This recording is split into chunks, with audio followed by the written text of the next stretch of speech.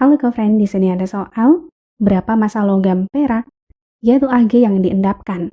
Kalau arus listriknya 5 ampere, dialirkan ke dalam larutan AgNO3 selama 2 jam. Untuk mengerjakan soal ini kita menggunakan konsep sel elektrolisis, yaitu sel elektrokimia, di mana energi listrik digunakan untuk menjalankan reaksi redok yang tidak spontan.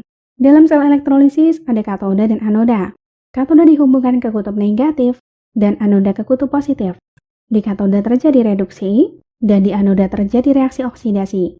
Lalu ada beberapa aturan yang bisa memudahkan kita dalam menentukan reaksi di katoda dan anoda. Yang pertama di katoda, untuk kation golongan 1A, 2A, Al dan Mn, atau yang E0 reduksi lebih rendah dari penguraian H2O. Kalau fasenya larutan maka H2O yang tereduksi. Kalau fasenya leburan, maka kationnya yang tereduksi. Kemudian yang kedua, untuk kation lain atau yang punya E0 reduksi lebih besar daripada penguraian H2O, maka untuk larutan dan leburannya, kationnya akan tereduksi. Kemudian yang kedua untuk anoda, ada dua hal yang perlu kita tinjau. Prioritas pertama kita lihat elektroda. Ketika elektrodanya inert, maka yang pertama, untuk anion sisa asam oksi, kita perlu lihat fasenya.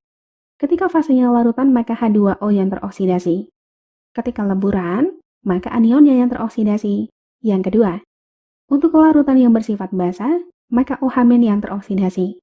Yang ketiga, untuk larutan yang mengandung ion halida yaitu 7A, maka ion tersebut teroksidasi kecuali untuk ion F-, ketika kita menemukan ion F-, maka yang teroksidasi adalah H2O.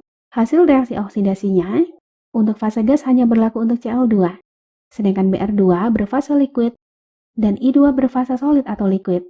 Yang kedua, ketika elektrodanya non-inert, maka tentu anodanya yang teroksidasi.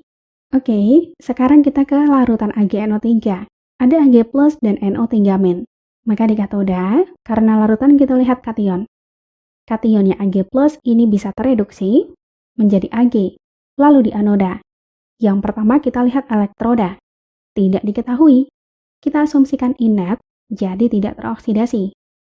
Lalu kita lihat anion. NO3- ini sisa asam oksi. Karena aqueous maka tidak teroksidasi.